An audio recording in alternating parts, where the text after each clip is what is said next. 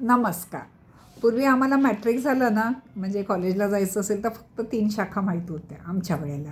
Science, commerce आणि art. आणि मग आपापल्या मार्काप्रमाणे किंवा ज्याच्या त्याच्या आवडीने किंवा पैशाप्रमाणे. कधी फी पण लागते ना त्या सायन्सला जायचं. सायन्सला गेलं की साईड बाय साईड नोकरी करणं कठीण व्हायचं, कारण लॅबॉरेटरीमध्ये जाणं वगैरे तो पूर्ण वेळ शिक्षण लागायचं. त्यामुळे जनरली आर्ट्स आणि कॉमर्सला ज्यांना पार्ट टाईम जॉब करायचा असायचा ती लोकं त्याच्यामध्ये इंटरेस्ट असायचे.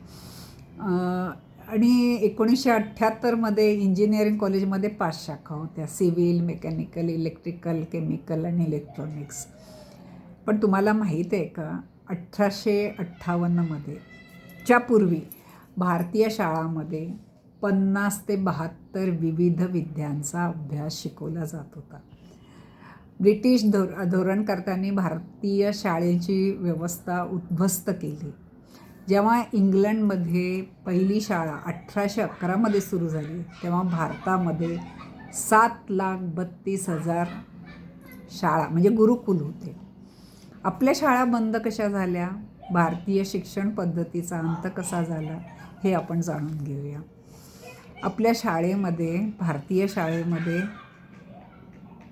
अनेक विषय शिकवले जात होते, जसे अग्निविद्या, वायुविद्या, जलविद्या, अंतरिक्षविद्या, पृथ्वीविद्या, सूर्यविद्या, चंद्रलोकविद्या, मेघविद्या, धातुविद्या म्हणजे बॅटरीची वगैरे, 10 दिवस रात्र विद्या, सृष्टीविद्या, खगोलविद्या, भूगोलविद्या, कालविद्या, भूगर्भविद्या, रत्ने, धातू विद्या, आकर्षण विद्या म्हणजे गुरुत्वाकर्षणाबद्दल, प्रकाशविद्या, संचारविद्या, विमानविद्या, जलयानविद्या, आग्नेय अस्त्रविद्या, जीवविज्ञानविद्या आणि यज्ञविद्या असे म्हणजे ते पदार्थ विज्ञानाबद्दल.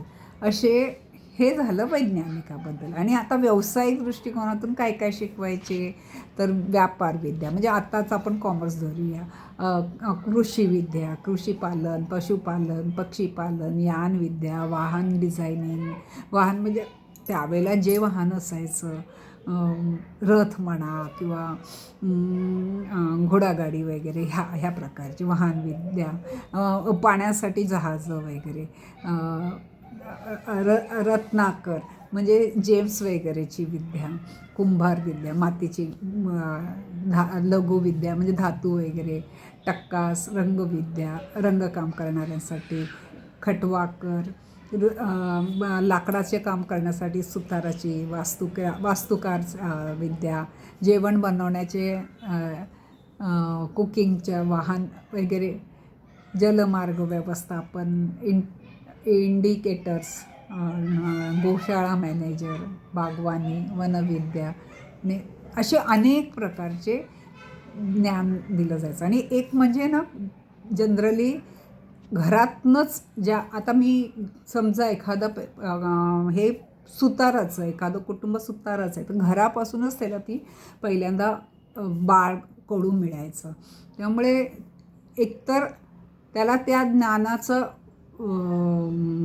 आईवडिलांकडून पण ज्ञान मिळायचं, गुरुकुलमध्ये जाऊन त्या विषयामध्ये त्याला एक्सपर्ट ज्ञान मिळायचं, घरच्या त्या व्यवसायाचा बेस मिळायचा. म्हणजे नव्याने त्याच्यामध्ये इन्व्हेस्टमेंट करण्यापेक्षा वाढवण्यासाठी इन्व्हेस्टमेंट करणं सुरुवातीपासून करावं नाही लागायचं. आणि अनुभव, वडिलांचा अनुभव, नाव, त्याचा उपयोग मुलाला व्हायचा. अशा पद्धतीच्या पूर्वीचे हे होते. त्याच्यावरून मग म्हणजे वर्णसंस्था पडले होते. कुंभाराची मुलं, सुताराची मुलं. आणि जे ज्योतिष वगैरे बघायचे, त्याच्यामध्ये अनेक ज्योतिषाचे वेगवेगळे प्रकार होते.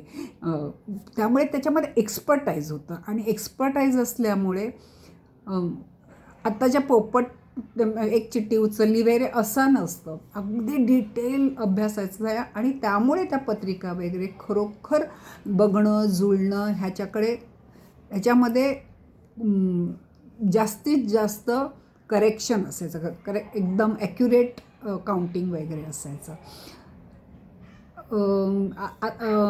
डीप शिकणं असायचं. आणि पारंपरिक असल्यामुळे थोडंफार, किती नाही म्हटलं तरी, आपण जसं म्हणतो की आपण आता बघतो ॲक्टरची मुलं ॲक्टर होतात, राजकारणाची मुलं ज्या मुलांना पहिल्यापासूनच बाळकडू मिळतं आणि त्यांच्यामध्ये त्या ज्ञानाला अपग्रेडेशन केलं जायचं. आता एखाद्या मुलाला जर सुताराचा मुलगा आहे पण त्याला सुतारामध्ये रसच नसेल तर गरज नाही की त्याला सुतारच व्हायला पाहिजे. मग तो दुसरं त्याला आवड असलेल्या याच्यामध्ये जाऊ शकत होता. उलट आता आपण बघितलं, आता थोडंसं मी राजकारण वाटेल, आता आपण बघितलं, आता एखाद्या मुलाला राजकारणात यश नाही, आवड नाही, तरी जबरदस्तीने आपले पारंपरिक हीच पद्धत आहे म्हणून घातलं जातं आणि त्याचं त्या मुलाचं तर नुकसान होतंच, पण आपल्या देशाचं पण त्यामुळे खूप नुकसान होतं ना. तर हा प्रकार त्यावेळेला बऱ्यापैकी कमी होता, कारण मुलाला त्याच्यात कल नाही म्हटल्यावर त्याला ज्याच्यात कल आहे ते शिक्षण दिलं जायचं. आणि आज आपल्या देशामध्ये तरुणांचं भविष्य मॅकॅले पद्धतीने उद्ध्वस्त झालं आहे. आता भारतीय शाळा शिक्षण कधी संपले? कॉन्व्हेंट शिक्षणाच्या आगमनाने भारतीय गुरुकुल आणि शाळा मोडीत आल्या. 1835मध्ये इंडियन एज्युकेशन ॲक्ट बनवण्यात आला आणि त्याचा मसुकेदार होता लॉर्ड मॅकॅले. मॅकॅलेने भारतीय शिक्षण व्यवस्थेचा अभ्यास केला. त्याच्यापूर्वी ब्रिटिश अधिकाऱ्यांना अहवाल दिले होते. त्यात G.W. ल्युथर आणि थॉमस मुन्नो यांचे अहवाल प्रसिद्ध आहेत. ल्युथरने उत्तर भारताचा सर्वे केला आणि तिथे साक्षरता 97% असल्याचं सांगितलं. तर मुन्रोने दक्षिण भारताचा सर्वे केला आणि तिथे साक्षरता 100% असल्याचे सांगितले. मॅकॅले म्हणाला, भारताला जर कायम गुलाम ठेवायचे असेल तर त्यांची मूळ सांस्कृतिक शिक्षण पद्धती पूर्णपणे नष्ट करावी आणि तिच्या जागी इंग्रजी शिक्षण आणावे. तेव्हाच भारतीय शरीराने भारतीय असतील पण मनाने इंग्रजी होतील आणि असे लोक ब्रिटिशांचे गुलाम बनून राहतील. मॅकॅलेने एक म्हण वापरली, जशी शेती करण्यापूर्वी जमीन नांगरून सपाट केली जाते तशी भारतीय शिक्षण पद्धती नष्ट करून इंग्रजी पद्धती आणली पाहिजे. म्हणून त्याने सर्वप्रथम शाळांना बेकायदेशीर घोषित केले, नंतर संस्कृत बेकायदेशीर ठरवले, शाळांना आग लावली, गुरूंना मारून तुरुंगात घातले आणि 1850पर्यंत भारतात 7,32,000 शाळा आणि 7,50,000 गावे, म्हणजे प्रत्येक गावात जवळपास एक शाळा होती. अशा त्या सगळ्या शाळा त्याने उद्ध्वस्त केल्या आणि इंग्रजी म्हणजे त्यांचं मॅकॅले शिक्षण पद्धती सुरू केली. आता मॅकॅले पहिल्यांदा फ्री म्हणून फ्री एज्युकेशन, फ्री शाळा असं सांगितलं आणि त्या एज्युकेशन लॉच्या खाली त्याने कलकत्ता, मुंबई, मद्रास इथे विद्यापीठं स्थापन केली. आजही ती विद्यापीठच अस्तित्वात आहे. मॅकॅलेने आपल्या वडिलांना एक पत्र लिहिले होते. त्यात त्यांनी ते पत्र खूप प्रसिद्ध आहे. त्याचा फोटोसुद्धा वारंवार व्हॉट्सअपवर वगैरे येतो. त्यात त्याने म्हटलेलं आहे, कॉन्व्हेंट शाळेतून असे विद्यार्थी बाहेर येतील की ते दिसायला भारतीय असतील पण त्यांच्या मेंदूमध्ये इंग्लिश विचार भरलेले असतील. त्यांना देश, संस्कृती, परंपरा, म्हणी काहीच माहीत नसेल. अशा पिढ्या निर्माण झाल्या तर ब्रिटिश भारतातून गेले तरी इंग्लिशपणा जाणार नाही.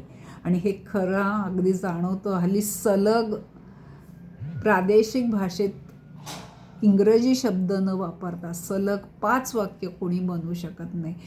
मराठी लोकांचंच नाही तर सगळ्या लोकांना, म्हणजे सगळ्या प्रादेशातल्या लोकांना हीच सवय झाली आहे. त्यांच्या प्रादेशिक भाषेमध्ये एक इंग्रजी शब्द आतमध्ये घुसडला जातो. 4 वाक्य सलग आपल्या भाषेमध्ये बोलायला हल्ली आपल्याला येत नाही. इतकी आपली भाषेबद्दलची प्रेम आणि ज्ञान दोन्ही कमी होत गेलं हे इंग्रजी शिक्षणामुळे. त्या पत्रातील सत्यता आज जाणवते अगदी आपल्याला. आईच्या भाषेपासून दूर गेलेला समाज कधीही फुलत नाही, हीच मॅकॅलेची रणनीती होती. आजचा तरुण युरोपाबद्दल जास्त जाणतो तर भारताबद्दल कमी. भारतीय संस्कृतीला कुल नाही असं तो समजतो आणि पाश्चिमात्य देशाचे अनुकरण करतो. हे खूप दुर्दैवाची गोष्ट आहे. आपण जागे व्हायला पाहिजे.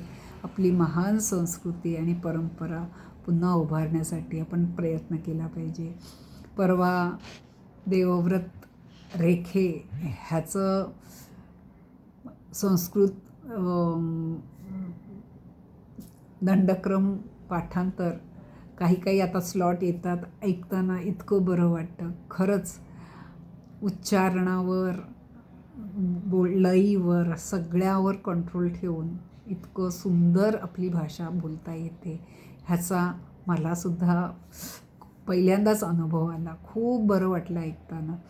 तर आपण हळूहळू पुन्हा बॅक टू पुन्हा माझं पण इंग्लिश आलं बघा. आपण आपल्या पुन्हा मुळापर्यंत जायला पाहिजे. आपली संस्कृती रुजवायला पाहिजे असं मला वाटतं. तर माझं ऐकताय त्याबद्दल मी खूप आभारी आहे.